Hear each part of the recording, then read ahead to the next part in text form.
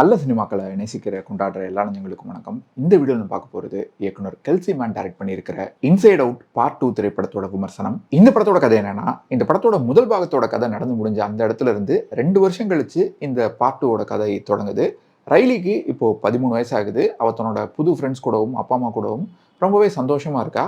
ஒரு நாள் அவள் ஒரு வீக்கெண்ட் கேம்புக்கு கிளம்புற சமயத்தில், ஒரு ஐஸ் ஹாக்கி கேம்புக்கு கிளம்புற சமயத்தில் அவள் தூங்க போகிறப்போ அவள் மைண்ட் கண்ட்ரோல் சென்டரில், அந்த ஹெட் குவார்ட்டர்ஸில் பியூபர்ட்டி அலாம் அடிக்குது. ஏற்கனவே இருந்த joy, sadness, anger, fear, disgust இந்த மாதிரி பல எமோஷன்ஸ் போக இப்போ அவளோட டீனேஜ் வயசுக்கே உரிய ஆங்ஸைட்டி, என்வி, எம்பாரஸ்மெண்ட், போர்டம் இந்த மாதிரி சில புது எமோஷன்ஸும் அந்த மைண்ட் கண்ட்ரோல் சென்டருக்குள்ள ஹெட் குவார்ட்டர்ஸ்க்கு வருது.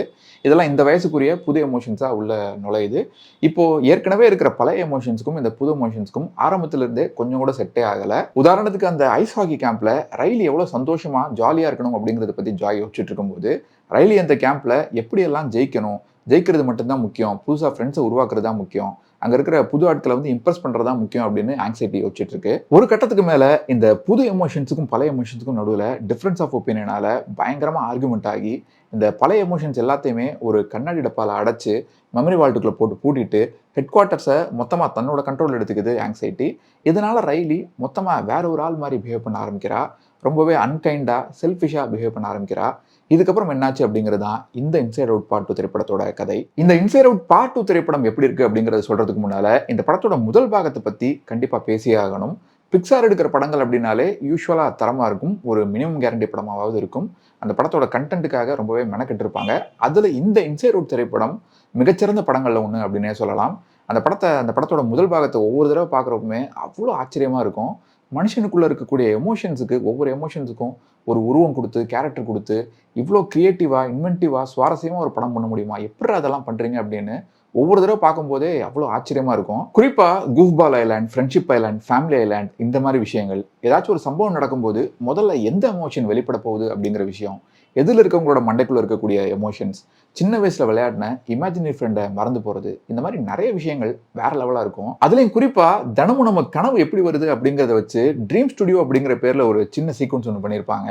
நம்ம அன்னைக்கு தினமும் பார்க்குற விஷயங்களோ இல்லை சமீபத்தில் நம்மளை பாதித்த விஷயங்களோ தான் கனவாக வரும் அப்படிங்கிறதுக்காக அதை வச்சு ஸ்கிரிப்ட் எழுதுறது, அதுக்கேற்ற மாதிரி நடிகர்களை காஸ்ட் பண்ணுறது, கேமராவில் ஃபில்டர் ஆட் பண்ணுறது, அதாவது பிளர்டாக தெரியணும் கனவு அப்படிங்கிறதுக்காக அதுக்கேற்ற மாதிரி ஃபில்டர் ஆட் பண்ணுறது, நம்ம பார்வையில் எல்லாம் தெரியணும் அப்படிங்கிறதுக்காக அந்த மாதிரி கேமரா ஆங்கிள் ஃபிக்ஸ் பண்ணுறதுன்னு இந்த மாதிரி சின்ன சின்ன விஷயங்கள் அந்த முதல் பாகம் முழுக்கவே ரொம்ப இன்வென்டிவாக பண்ணியிருப்பாங்க. அந்த தாட் ப்ராசஸே ரொம்ப ரொம்ப கிரேசியாக இருக்கும். அந்த முதல் பாகம் எந்த அளவுக்கு ஃபன்னாக இருந்ததோ, எந்த அளவுக்கு இன்வென்டிவாக இருந்ததோ, அதே அளவுக்கு இந்த 2ஆம் பாகத்தையும் கொடுக்க ட்ரை பண்ணியிருக்காங்க. ஒரு டீனேஜ் வயசு பொண்ணோ இல்லை பையனோ இயல்பாக என்னென்ன விஷயங்கள்லாம் பண்ணுவாங்க, இல்லைனா அந்த வயசில் என்னெல்லாம் மாறி இருக்கும் அப்படிங்கிறத சூப்பராக டீட்டெயிலிங் பண்ணியிருந்தாங்க. ஆனால் அது எதையுமே விரிவாக பேசலை அப்படிங்கிறதால, ஜஸ்ட் தொட்டுட்டு தான் போயிருக்காங்க அப்படிங்கிறதால முடிஞ்ச அளவுக்கு சிம்பிளா, மினிமலிஸ்டிக்கா, பிரமாதமா காட்டியிருக்காங்க. உதாரணத்துக்கு அந்த டீனேஜ் வயசுல ஃபேமிலி ஐலாண்ட் சின்னதாகவும் அதை மறைக்கிற அளவுக்கு ஃப்ரெண்ட்ஷிப் ஐலாண்ட் ரொம்ப பெருசாகவும் இருக்கிற மாதிரி காட்டுறது, அன்வி அப்படிங்கிற அந்த போர்டம் எமோஷனுக்கு மட்டும் கன்சோல் ஆப் கொடுக்குறதுன்னு இந்த மாதிரி சில விஷயங்கள். அண்ட் சீனுக்கு சீன் ஃபன்னுக்கு பஞ்சமே இல்லை.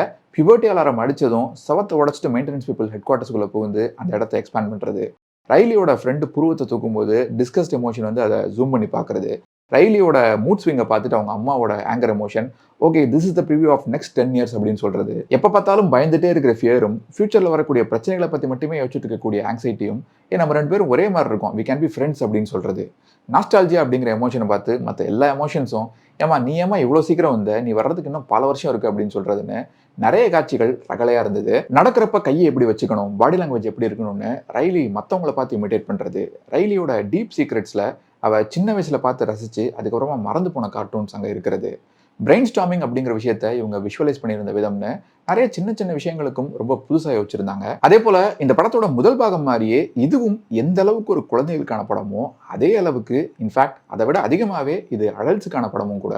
இந்த படத்தை பார்ட் 1 பார்ட் 2 இது ரெண்டையுமே பார்க்கும்போது ஒவ்வொரு டைமும் பார்க்கும்போது ஏதோ ஒரு கேரக்டர் ஸ்டடியை பார்க்குற மாதிரி, ஹியூமன் எமோஷன்ஸ் பற்றி, ஹியூமன் திங்கிங் பற்றி, ஹியூமன் பிஹேவியர் பற்றி ஒரு செமினாரை பார்க்குற மாதிரி தான் ரொம்ப ஆச்சரியத்தோட வாயை பொழந்துட்டு பார்த்துட்டு இருந்தேன். இந்த படத்தில் ஒரு சீனில் ஜாய் அப்படிங்கிற சந்தோஷமான எமோஷன் ரொம்ப கோவப்பட்டு, ஆமாம் நான் ரொம்ப டெலியூஷனல் தான், எப்போவுமே கம்ப்ளைண்ட்னு குறை மட்டுமே சொல்லக்கூடிய உங்களை மாதிரி ஆட்களை சுற்றி வச்சுக்கிட்டு நான் வேறு என்ன பண்ண முடியும் அப்படின்னு பேசக்கூடிய அந்த சீனில் இருக்கக்கூடிய எமோஷனும் ரொம்ப நல்லா இருந்தது. இந்த படத்தில் எனக்கு பெருசாக குறைகள்னு எதுவும் தெரியல.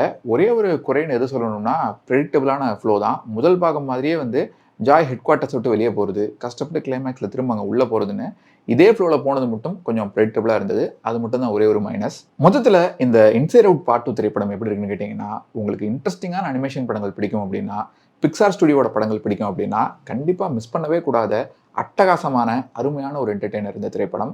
முதல் பாகத்தை ஒரு தடவை ரீவிசிட் பண்ணிட்டு குழந்தைங்களோட போய் என்ஜாய் பண்ணுங்க. ஆனால் ஒரே ஒரு வேண்டுகோள், இந்த படத்தை நீங்கள் பார்க்க போறீங்க அப்படின்னா தயவு செஞ்சு இந்த படத்தோட முதல் பாகத்தை பார்த்துட்டு போங்க. இந்த படத்தோட கதை எதை பற்றினது அப்படிங்கிறத தெரிஞ்சுட்டு போங்க. அப்போ தான் உங்களால் இந்த பார்ட் 2 முழுசாக என்ஜாய் பண்ண முடியும். ஏன்னா நான் படம் பார்த்த தேட்டரில் எனக்கு பின்னால் உட்காந்துருந்த ஒரு அம்மா வந்து பாஸ்ங்கிற பாஸ்கரன் படத்தில் கணக்கு டீச்சரா இவங்க அப்படின்னு கேட்பாங்க இல்லையா, அந்த காமெடி மாதிரி ஓ இதெல்லாம் வந்து நமக்குள்ள இருக்கிற எமோஷன்ஸா அப்படின்னு படம் முடிகிற சமயத்தில் தன்னோட பக்கத்தில் இருக்கவங்ககிட்ட கேட்டுட்டு இருந்தாங்க. என்ன ரியாக்ட் பண்ணுறதுனே தெரில. ஸோ இந்த ரிவ்யூ உங்களுக்கு பிடிச்சிருந்தா மறக்காமல் உங்கள் ஃப்ரெண்ட்ஸ் அண்ட் ஃபேமிலி கூட ஷேர் பண்ணுங்கள். நீங்கள் ஏற்கனவே இந்த இன்சைட் அவுட் பார்ட் 2 திரைப்படத்தை தேட்டரில் பார்த்துருந்தீங்கன்னா உங்களோட கருத்துக்களை கீழே கமெண்ட்ஸ் சொல்லுங்கள். மீண்டும் வேற ஒரு வீடியோவில் சந்திப்போம். இன்னும் நிறைய சினிமாக்கள் பார்ப்போம். நிறைய சினிமாக்கள் பற்றி பேசுவோம். நன்றி.